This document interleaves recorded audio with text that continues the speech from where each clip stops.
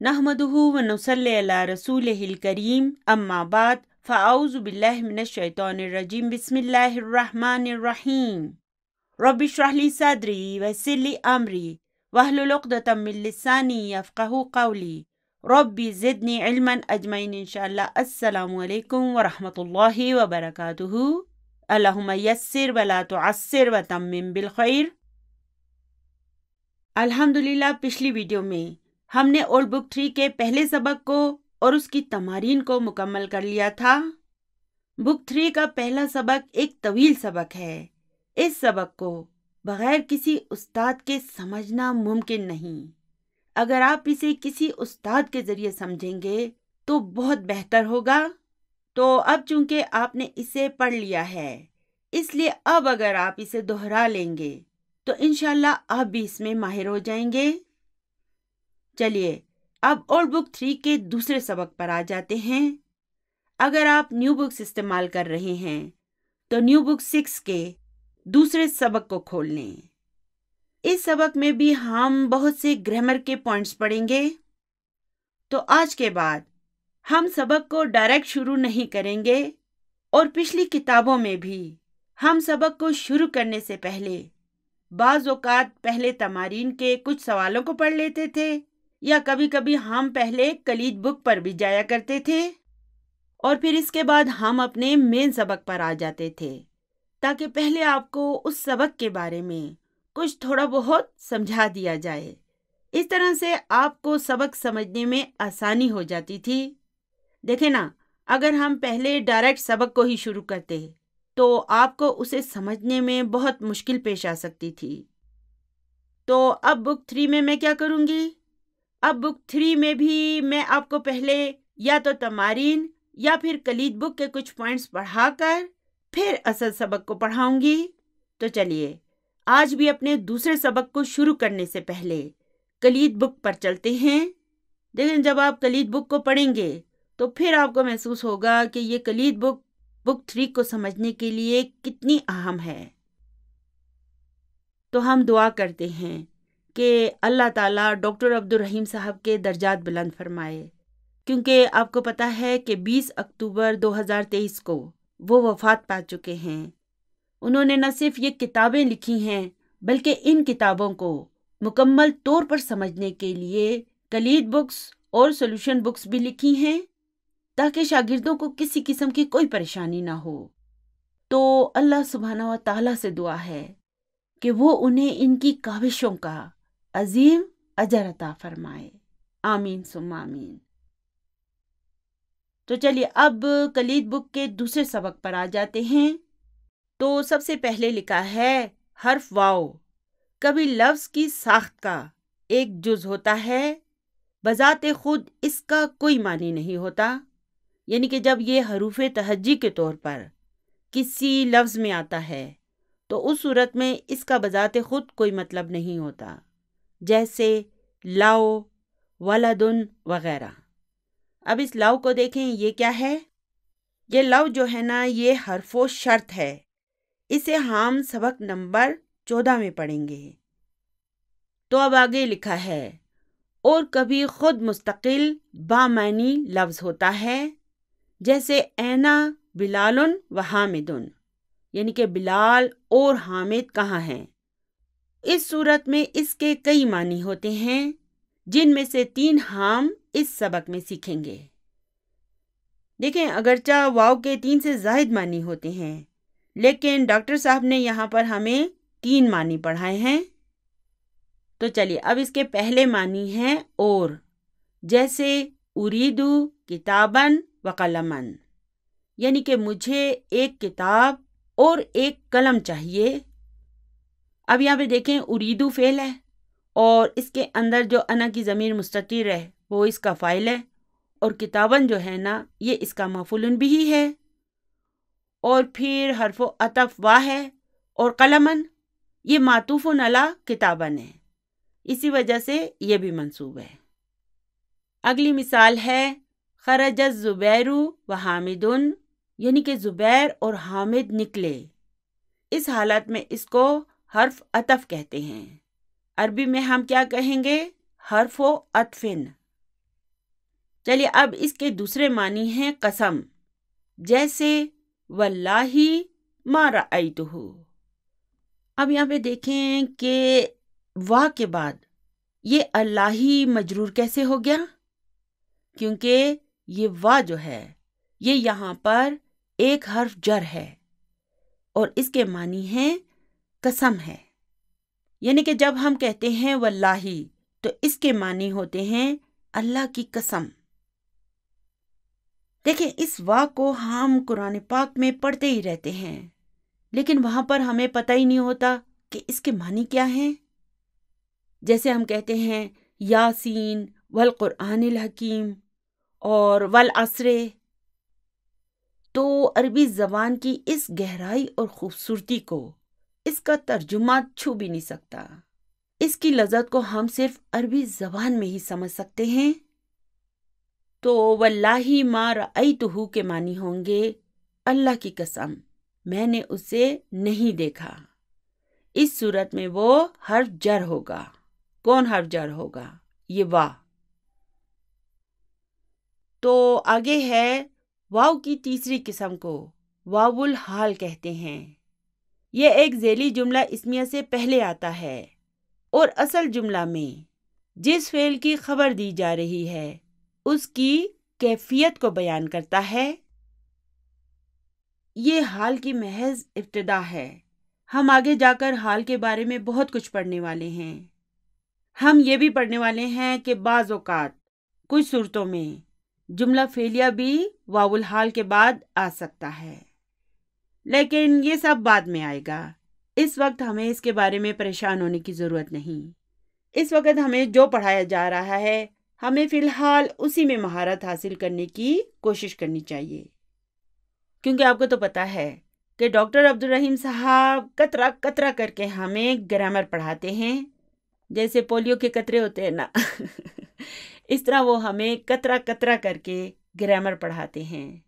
پہلے جب ہمیں ایک قطرہ ہضم ہو جاتا ہے نا تو پھر دوسری خوراک دی جاتی ہے۔ تو فی الحال ہمیں یہ پڑھایا جا رہا ہے کہ پہلے ایک جملہ آئے گا، ٹھیک ہے، جو مین جملہ ہوگا، اور پھر اس کے بعد واو الحال آئے گا، اور واو الحال کے بعد پھر ایک جملہ اسمی آئے گا، اور یہ دوسرا جملہ پہلے جملے میں فعل کی حالت کو بیان کرے گا۔ تو اب مجھے بتائیں کہ ہم جملہ اسمیہ میں کسے تلاش کرتے ہیں؟ جی ہاں، مبتدا اور خبر کو۔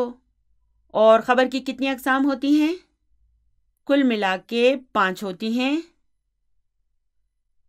تو یاد رکھیں کہ اگر جملہ اسمیہ میں خبر کے طور پر جملہ فعلیہ آ رہا ہو تو اس صورت میں ضروری ہے کہ اس کا فعل مضارع ہو۔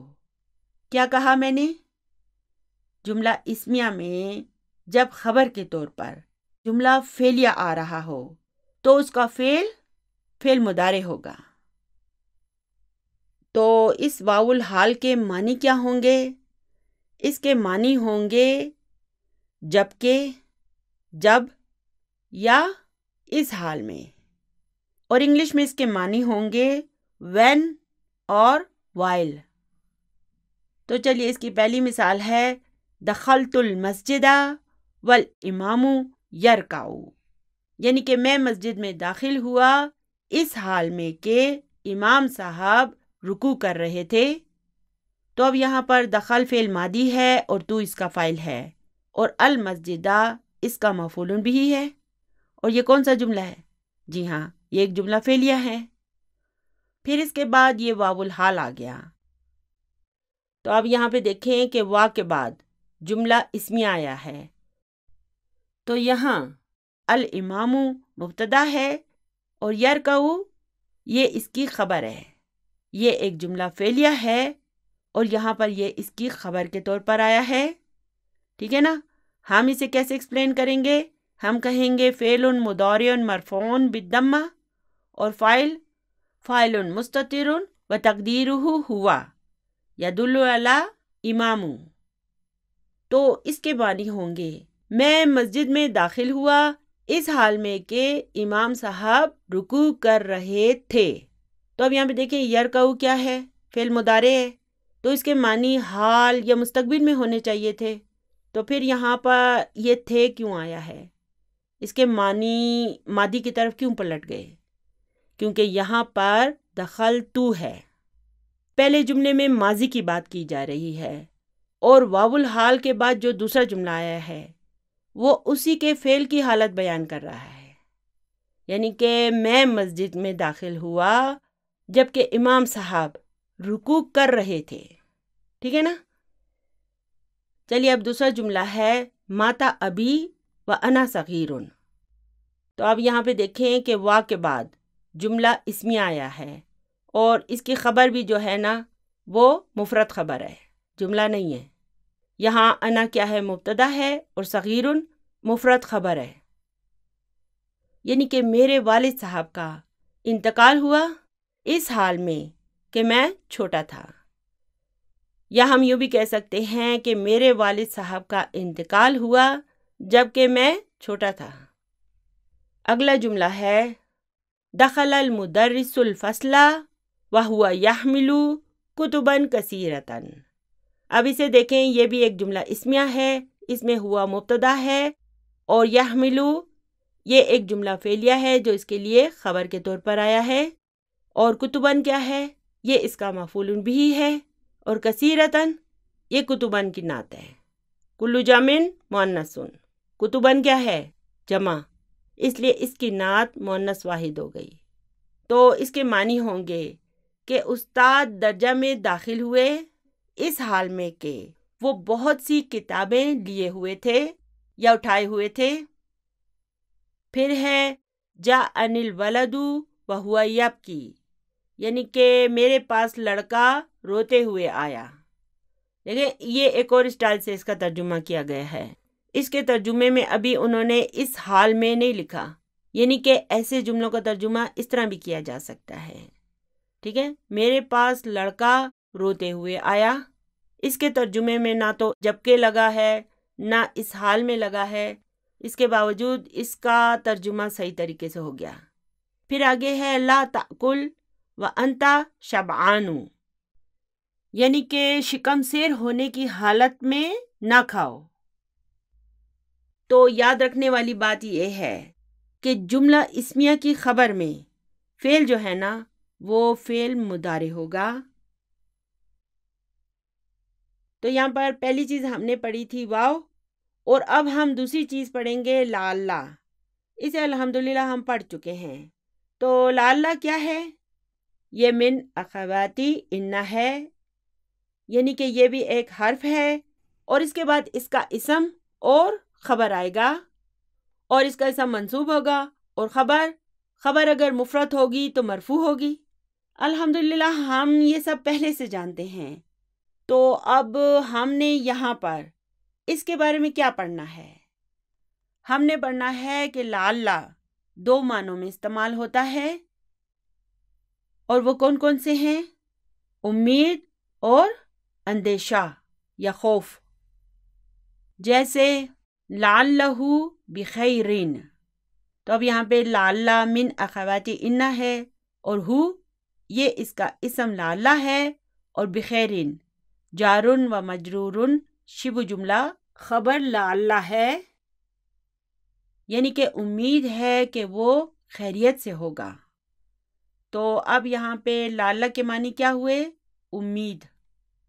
تو اس کے معنی جب امید کے ہوں تو اس معنی کو ترجی کہتے ہیں۔ تو اب اس ترجی کو جب ہم عربی میں لکھیں تو یہ ہو جائے گا الترجی، ٹھیک ہے؟ ہم نے کیا کیا؟ اس میں ال کو لگا دیا۔ چلیے اب اس کے ال کو ختم کریں تو یہ کیا رہ جائے گا؟ ترجن، یعنی کہ یہ بھی منقوص ہے، اور یہ 5ویں باب کا مصدر ہے۔ میں نے آپ سے کیا کہا تھا کہ جب آپ کو یہ باب بھول جائے تو آپ میرے نام کو دہرا لیں، تبسم۔ تو الترجی چونکہ ناقص فعل ہے اس لیے یہ مختلف انداز میں بیہیو کرتا ہے۔ فی الحال ہم اس کی مزید تفصیل میں نہیں جائیں گے کیونکہ ہم نے اسے ابھی تفصیل سے نہیں پڑھا ہے۔ بک 3 میں جب اس کا پورا سبق آئے گا تو پھر ہم اسے پوری تفصیل سے پڑھیں گے۔ تو اب دوسرا جملہ ہے لعلہ مریض، یعنی کہ اندیشہ ہے کہ وہ بیمار ہوگا۔ تو جب اس کے معنی اندیشہ یا خوف کے ہوں تو اس کے اس معنی کو اشفاق کہتے ہیں۔ تو اب یہ اشفاق کیا ہے؟ یہ کس وزن پر ہے؟ افعال کے وزن پر، جو کہ چوتھے باب کا مصدر ہے، افعال، اشفاق۔ تو اس کا فعل کیا ہوا؟ اشفق یشفق، اور مصدر اشفاق۔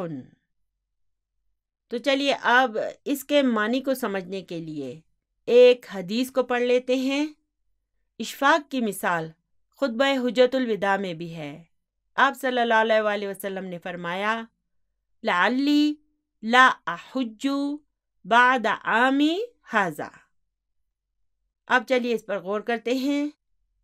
تو اس لعلی میں جو لعلہ ہے وہ کیا ہے؟ یہ من اخوات ان ہے، لیکن یہاں پر یہ اشفاق کے لیے آیا ہے، کیونکہ دیکھیں نا، حضور صلی اللہ علیہ وآلہ وسلم نے فرمایا تھا کہ مجھے اندیشہ ہے، تو یہاں پر یہ اشفاق کے معنی دے رہا ہے۔ اس کے معنی ہوں گے اندیشہ ہے۔ پھر یہ یا کیا ہے؟ یہ اسم لعلہ ہے، اور پھر یہ لا کیا ہے؟ یہ حرف و نفی ہے، اور پھر ہے احج۔ اسے ہم کیسے ڈسکرائب کریں گے؟ ہم کہیں گے فعل مضارع مرفوع وعلامت رفعہ ضمۃ ظاہرۃ، اور فاعل مستتر بتقدیرہ انا، اور پھر اس کے بعد ہے بعد عامی۔ اسے ہم کیسے ڈسکرائب کریں گے؟ ہم کہیں گے بعد ظرف ہے، اور عامی یہ اس کا مضاف الیہ ہے وہو مضاف، اور پھر یا متکلم اس کا مضاف الیہ ہے، اور بعد عامی کے معنی کیا ہوں گے؟ میرے اس سال کے بعد۔ اور پھر ھذا، یہ کیا ہے؟ دیکھیں میں نے آپ کو بتایا تھا نا کہ ھذا جب جملے کے آخر میں آتا ہے تو نعت کے طور پر آتا ہے، اور اس کا منوط کہاں ہے؟ یہ عامی، یہ اس کا منوط ہے۔ تو اب ھذا کیا ہوا؟ مجرور۔ تو اب ہم اسے کیسے ڈسکرائب کریں گے؟ ہم کہیں گے اسم الاشارتی مبنی علی السکون فی محل جر نعت۔ تو فی محلی کو ہم کب استعمال کریں گے؟ مبنی، شبہ الجملتی، الجملۃ، اور المصدر المؤول۔ ٹھیک ہے نا، یہ 4 صورتیں ہیں جب ہم فی محلی کے فریز کو استعمال کریں گے۔ الحمدللہ یہ سب ہم پہلے سبق میں پڑھ چکے ہیں۔ چلیے اب نمبر 3 ہے الیکم امثلۃ اخری۔ تو اب اس الیکم کو دیکھیں، یہ کیا ہے؟ مجھے تو یہ جار مجرور نظر آ رہا ہے، لیکن دیکھیں یہاں پر ہماری کتاب میں اس کے بارے میں کیا لکھا ہے۔ یہاں الیکم اسم الفعل ہے۔ آپ ایسا کریں کہ اس اسم الفعل کو ہائی لائٹ کر دیں۔ اسم الفعل کو ہم کیا کہیں گے؟ ہم کہیں گے ورب ناؤن۔ اس میں 2 چیزیں ہیں، ورب اور ناؤن۔ یاد رہے کہ آپ نے اسے وربل ناؤن کے ساتھ مکس نہیں کرنا۔ وربل ناؤن کیا ہوتا ہے؟ وربل ناؤن مصدر کو کہتے ہیں، اور ورب ناؤن یعنی کہ اسم الفعل، اسم الفعل ایک ایسا اسم ہوتا ہے کہ یہ اسم جیسا نظر آتا ہے، لیکن دراصل کام فعل کا کرتا ہے، لیکن فعل کی طرح اپنے اعراب تبدیل نہیں کرتا۔ جبکہ مصدر المؤول میں فعل کے اعراب تبدیل ہو جاتے ہیں نا، منصوب ہو جاتا ہے۔ تو اسم الفعل میں ایکشن یعنی کہ فعل ہوتا ہے، لیکن وقت کا تعین نہیں ہوتا، یعنی کہ اس میں کوئی ماضی مضارع نہیں ہوتا، اور نہ ہی اس کا فاعل ہوتا ہے، اور اس کا مفعول بھی ہو سکتا ہے، کبھی نہیں ہوتا اور کبھی ہوتا ہے۔ تو آپ کو یاد ہے نا، ہم پہلے بھی کچھ اسم الفعل پڑھ چکے ہیں، اور وہ کون کون سے تھے؟ آمین، اف، تو الیکم امثلتاً اخرى کے معنی ہوں گے۔ مزید مثالیں ملاحظہ کیجئے۔ یہاں الیکم اسم الفعل ہے، یہ حرف جر الا اور کم سے مل کر بنا ہے، لیکن اس مرکب کی صورت میں اس کے معنی ہیں لیجئے یا لو۔ اور امثلتاً کیا ہے پھر؟ یہ اس کا مفعول بہ ہے، مفعول بہ ہونے کی وجہ سے یہ منصوب ہے۔ تو آگے لکھا ہے ریڈیو یا ٹیلی ویژن پر خبریں سنانے والا کہتا ہے الیکم نشرۃ الاخباری۔ اب یہاں پہ دیکھیں الیکم اسم الفعل ہے اور نشرتہ یہ اس کا مفعول بہ ہے، وہو مضاف اور الاخباری اس کا مضاف الیہ ہے، یعنی کہ خبر نامہ پیش خدمت ہے۔ پھر آگے ہے مخاطب کے لحاظ سے ضمیر بدلتی جائے گی، یعنی کہ یہ الیہ بھی ہو سکتا ہے، الیہا بھی ہو سکتا ہے، الیہن بھی ہو سکتا ہے، الیکی بھی ہو سکتا ہے، الیکا بھی ہو سکتا ہے، وغیرہ وغیرہ۔ تو اب یہاں پہ دیکھیں الیکا ھذا الکتاب یا ابراہیم۔ اب یہاں پہ ھذا اس کا مفعول بہ ہے اور الکتابہ یہ اس کا بدل ہے۔ یہاں پہ چونکہ ھذا منصوب ہے اس لیے الکتابہ بھی منصوب ہو گیا، یعنی کہ ابراہیم یہ کتاب لو۔ الیکا کے عربی میں معنی ہوں گے خذ۔ پھر آگے ہے الیک الملائکہ یا اختی، یہاں پر یہ ملائکہ یہ اس کا مفعول بہ ہے۔ دیکھیں ملائکہ جو ہے نا یہ ملعقۃ کی جمع ہے، آپ کو یاد ہے نا بک 1 میں ہم نے پڑھا تھا ملعقۃ چمچی کو کہتے ہیں، اور ملائکہ کے معنی ہوں گے چمچیاں یا چمچے، یہ ملعقۃ کی جمع ہے، یعنی کہ اے میری بہن چمچے لو۔ پھر آگے ہے الیکن ھذہ الدفاتر یا اخوات۔ اب دیکھیں الی کے ساتھ کنہ آ گیا، ٹھیک ہے نا، ضمیر بدل سکتا ہے، الی کے ساتھ کوئی بھی ضمیر بدل سکتا ہے، لیکن اس کے معنی نہیں بدلیں گے، معنی سیم رہیں گے۔ یہاں پر بھی یہ ھذہ اس کا مفعول بہ ہے اور الدفاتر اس کا بدل ہے، چونکہ یہ مفعول بہ ہے نا اس لیے اس کا بدل بھی منصوب ہو گیا، یعنی کہ بہنوں یہ کاپیاں لو۔ اب چوتھا پوائنٹ ہے اشیاء۔ اشیاء ممنوع من الصرف ہے، اس لیے کہ وہ اصل میں اغنیاء، انبیاء اور اصدقاء کی طرح اشیاء ہے، ٹھیک ہے۔ بس ہم نے یہ یاد رکھنا ہے کہ اشیاء دراصل اشیاء ہے، اور ہم اسے کیا پڑھتے ہیں؟ اشیاء۔ پھر نمبر 5 ہے فعل ماضی کا صیغہ دعا کے لیے بھی استعمال ہوتا ہے، جیسے رحمہ اللہ، اس پر اللہ تعالی رحم فرمائے۔ تو رحمہ کے معنی کیا ہونے چاہیے؟ اس نے رحم کیا، ٹھیک ہے، اس کے معنی ماضی میں ہونے چاہیے نا۔ لیکن عربی زبان کا یہ اسلوب ہے کہ جب کسی کو دعا دینی ہوتی ہے تو فعل ماضی کا صیغہ استعمال ہوتا ہے، جیسے ہم کہتے ہیں شفاہ اللہ، یعنی کہ اللہ اسے شفا دے۔ اس کے اصلی معنی کیا ہونے چاہیے؟ کہ اللہ نے اسے شفا دی، لیکن ہم اس کا ترجمہ کیا کرتے ہیں؟ اللہ اسے شفا دے، یعنی کہ ہم لکھتے کیا ہیں؟ فعل ماضی، اور ترجمہ کیا کریں گے ہم؟ مضارع کا، حال اور مستقبل کا۔ پھر اس طرح ایک دعا ہے غفر اللہ لہ، یعنی کہ اللہ تعالیٰ اس کے گناہ معاف فرمائے، یعنی کہ ہم یہ دعا حال اور مستقبل کے لیے کر رہے ہیں۔ پھر آگے ہے اس معنی میں ماضی کی نفی لا کے ذریعے ہوگی۔ ہم لوگ نارملی ماضی کی نفی کیسے کرتے ہیں؟ ما کے ذریعے، اور جب یہ معنی ہوں گے یعنی کہ دعا کے معنی ہوں گے تو پھر ہم لا کو استعمال کریں گے، جیسے لا اراک اللہ مکروہا، یعنی کہ اللہ تمہیں کوئی ناپسندیدہ بات نہ دکھائے۔ پھر دوسرا ہے لا فد اللہ فاکا، یعنی کہ اللہ کرے کہ تمہارا منہ کبھی نہ ٹوٹے۔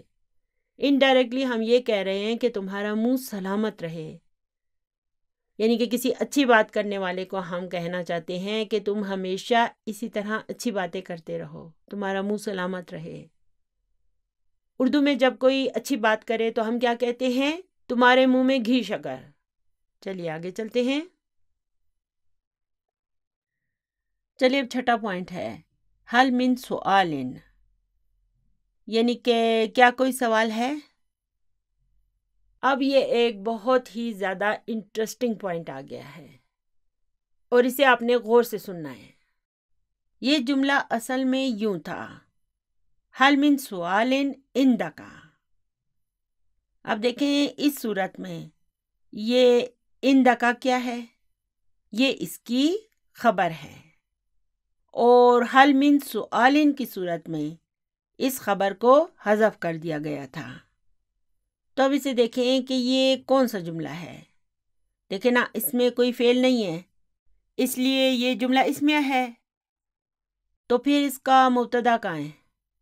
یہاں مبتدا دراصل سؤال ہے، اور اس کا ترجمہ ہوگا کیا تمہارے پاس کوئی اور سوال ہے؟ یہاں سؤال مبتدا ہے اور عندک خبر۔ اس طرح کے جملوں میں من زائدہ کہلاتا ہے، اور وہ جملہ کے معنی میں تاکید پیدا کرتا ہے۔ من زائدہ دو شرطوں کے ساتھ استعمال ہوتا ہے، جملہ نفی یا نہیں یا استفہام پر مشتمل ہو، اور استفہام بھی صرف حل کے ذریعے ہو، یعنی کہ آ کے ساتھ ہم من زائدہ کو نہیں لگائیں گے۔ اگر جملے میں حرف استفہام آئے گا تو پھر ہم من زائدہ نہیں لگائیں گے، ٹھیک ہے؟ ایک شرط یہ ہے کہ یا تو جملہ نفی کا ہو، نہیں کا ہو، یا استفہام پر مشتمل ہو، اور استفہام بھی حل کے ذریعے ہو۔ دوسری شرط یہ ہے کہ من کے بعد آنے والا اسم نکرہ ہو، ٹھیک ہے؟ یعنی کہ من کے بعد ایک اسم نکرہ آئے۔ تو اب اگر اس جملے میں سے ہم من کو نکال دیں تو یہ کیا رہ جائے گا؟ حل عندک سؤال۔ من نے کیا کیا؟ مبتدا کو مجرور کر دیا، لیکن اس کے مجرور ہونے کے باوجود ہمیں پتہ ہے کہ یہ مبتدا ہے، تو یہ من کس لیے لگایا جاتا ہے؟ زور دینے کے لیے، ایمفیسس کے لیے آتا ہے۔ اس استفہام کو دیکھیں، اس کا تعلق کس باب سے ہے؟ یہ 10ویں باب سے ہے۔ فعل ہے استفہما یستفہمو، اس کے معنی ہیں پوچھنا یا سوال کرنا، اور اس کا روٹ ورڈ کیا ہے؟ فہیمہ۔ اس کا روٹ ورڈ ہے فہیمہ۔ چلیے اب آگے چلتے ہیں۔ تو چلیے اب نفی کی کچھ مثالیں پڑھ لیتے ہیں۔ ما غاب من احد۔ اب اس جملے کو دیکھیں، ما کیا ہے؟ یہ ما حرف نفی ہے، اور غابہ یہ فعل ماضی ہے، اور اس کا فاعل کہاں ہے؟ احد۔ دراصل اس کا فاعل احدن تھا، تو اس سے پہلے من آ گیا، تو من نے کیا کیا؟ احدن کو احدن میں تبدیل کر دیا۔ تو اب اس احدن کو ہم کیا کہیں گے؟ ہم کہیں گے مجرور لفظاً مرفوع محلاً فاعل۔ فاعل مرفوع ہوتا ہے نا، لیکن ہمیں پتہ ہے کہ من کی وجہ سے یہ فاعل یہاں پر مجرور ہو گیا ہے، تو ہم اسے اس طرح ایکسپلین کریں گے کہ ہم کہیں گے مجرور لفظاً اور مرفوع محلاً فاعل۔ تو یہ من کس لیے لگایا جاتا ہے؟ زور دینے کے لیے۔ اب اس کا ترجمہ ہوگا کوئی غائب نہیں ہوا۔ چلیے اب دوسرا جملہ ہے ما رأیت من احد۔ اب یہاں پر ما حرف نفی ہے، رأی فعل ہے، اور تو اس کا فاعل ہے، اور من زائدہ ہے، اور احدن یہ دراصل اس کا مفعول بہ ہے، ٹھیک ہے؟ یہ کیا تھا دراصل؟ احدن۔ من نے کیا کر دیا اسے؟ احدن، لیکن اس کے باوجود ہمیں پتہ ہے کہ یہ اس کا مفعول بہ ہے، اور من نے کیا کیا؟ جملے میں زور پیدا کر دیا، ایمفیسس کے لیے آتا ہے۔ تو اب اس احدن کو ہم کیسے ایکسپلین کریں گے؟ ہم کہیں گے مجرور لفظاً منصوب محلاً مفعول بہ، یعنی کہ میں نے کسی کو بھی نہیں دیکھا تو اب یہاں پہ بھی دیکھیں، اگر ہم من کو ختم کر دیں گے تو احدن احدن بن جائے گا، کیونکہ یہ مفعول بھی ہے۔ چلیے اب نہیں کی مثال دیکھتے ہیں، لا یخرج من احدن۔ تو اب یہاں پہ یہ لا الناہیہ ہے، اور یخرج یہ فعل مضارع مجزوم ہے، اور اس یخرج کو ہم کیسے ڈسکرائب کریں گے؟ ہم کہیں گے فعل مضارع مجزوم بالسکون، اور اس کا فاعل کہاں ہے؟ اب یہ احدن اس کا فاعل ہے، یہ من زائدہ ہے، اور احدن یہ اس کا فاعل ہے، اور ہم اسے کیسے ایکسپلین کریں گے؟ ہم کہیں گے مجرور لفظاً مرفوع محلاً فاعل۔ پھر ہے لا تکتب من شیء، اب یہاں پہ تکتب فعل ہے، اور اس کا فاعل کہاں ہے؟ اس میں جو انت کی ضمیر مستتر ہے وہ اس کا فاعل ہے، اور شیء اس کا مفعول بھی ہے۔ اور اس شیء کو ہم کیسے ایکسپلین کریں گے؟ ہم کہیں گے مجرور لفظاً منصوب محلاً مفعول بھی۔ تو چلیے اب اس کے استفہام کی مثال پڑھ لیتے ہیں۔ حل من سؤال، یہ ہم پڑھ چکے ہیں، یعنی کوئی سوال۔ پھر ہے حل من جدید، کوئی نئی بات۔ تو اس کو ہم اس طرح بھی کہہ سکتے ہیں، کیا کوئی نئی بات ہے؟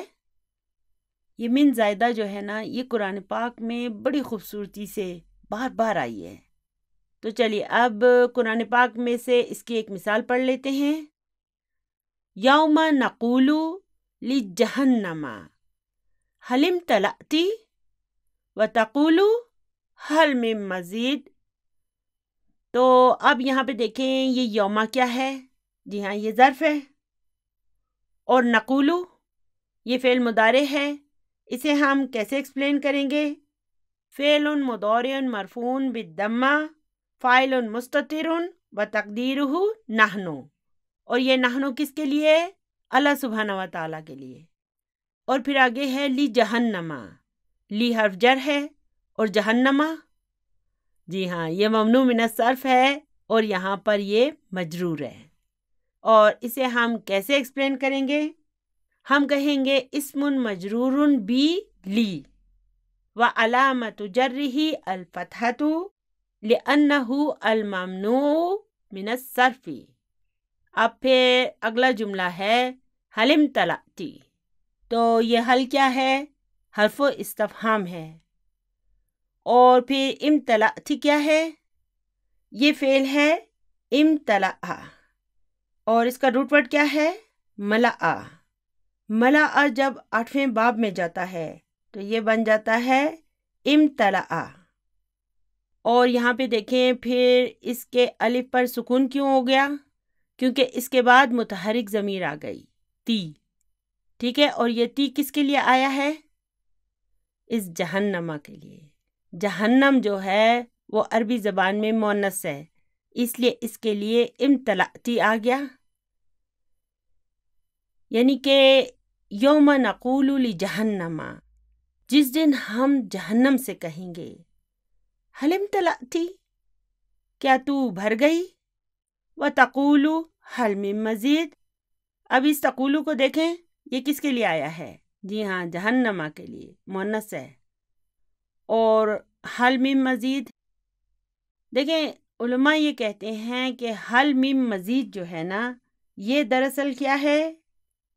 حل ہناکا مزید۔ علماء کے مطابق دراصل یہ جملہ ہے حل ہناکا مزید، اور اس جملے کی صورت میں ہناکا جو ہے نا وہ ایک ظرف ہے، اور یہ یہاں پر اس کی خبر ہے۔ تو اس خبر کو اب ہم کیسے ڈسکرائب کریں گے؟ ہم کہیں گے ظرف شبہ الجملتی فی محل رفع خبر مقدم، اور پھر اس مزید کو ہم کیا کہیں گے؟ ہم کہیں گے مبتدا مؤخر مرفوع وعلامت رفعہ ضمۃ ظاہرۃ۔ دیکھیں میں آپ کو ایک آگے کی بات بتاتی ہوں کہ جب یوما آتا ہے تو اس کے بعد مضاف الیہ بھی آتا ہے۔ تو اب ہم بک 3 میں پڑھ رہے ہیں کہ ایک جملہ بھی مضاف الیہ کے طور پر آ سکتا ہے۔ تو اب یہاں پر نقول لجہنم، اس کا مضاف لیہ ہے. ٹھیک ہے، ابھی آپ نے اس بات کو ایک کان سے سن کے دوسرے کان سے نکال دینا ہے. ٹھیک ہے، یہ ہماری بک 3 ہے اور انشاءاللہ تعالی آگے جا کر اسے ہم تفصیل سے پڑھیں گے. یعنی کہ یوم نقول لجہنم، جس دن ہم جہنم سے کہیں گے حل امتلأتی، کیا تو بھر گئی؟ اور وہ کہے گی کہ کیا اور بھی ہے؟ تو چلیے اب اس کا نوٹ بھی پڑھ لیتے ہیں. من زائدہ کے بعد والا اسم من کی وجہ سے مجرور ہوگا، اس لیے کہ من حرف جر ہے اور اس اسم کا اصلی اعراب چھپ جائے گا. جیسے ما رأیت احدن میں احدن مفعول بہ ہونے کی وجہ سے منصوب ہے، لیکن من کے داخل ہونے کے بعد اس کا نصب ختم ہو جائے گا اور وہ مجرور ہو جائے گا. اسی طرح ما حضر احدن میں احدن فاعل ہے اور مرفوع ہے، لیکن من کے داخل ہونے کے بعد وہ مجرور ہو جائے گا. تو من زائدہ کیا کرتی ہے؟ جو اس کے بعد آنے والا اسم ہوتا ہے اس کے اصلی اعراب کو چھپا دیتی ہے، کیونکہ من حرف جر ہے اور ضروری ہے کہ اس کے بعد آنے والا اسم مجرور ہو جائے، تو جو اصلی اس کے اعراب ہوتے ہیں نا وہ چھپ جاتے ہیں. تو ابھی ہمارا ٹائم اوور ہو گیا ہے، اس لیے آج کے سبق کو بس یہیں پر ختم کرتے ہیں. دعاؤں میں یاد رکھیے گا. اللہم احیینی ما کانت الحیات خیر لی وتوفنی ما کانت الوفات خیر لی. سبحان ربک رب العزت عما یصفون وسلام علی المرسلین والحمد للہ رب العالمین. جزاکم اللہ خیرا کثیرا. السلام علیکم ورحمۃ اللہ وبرکاتہ.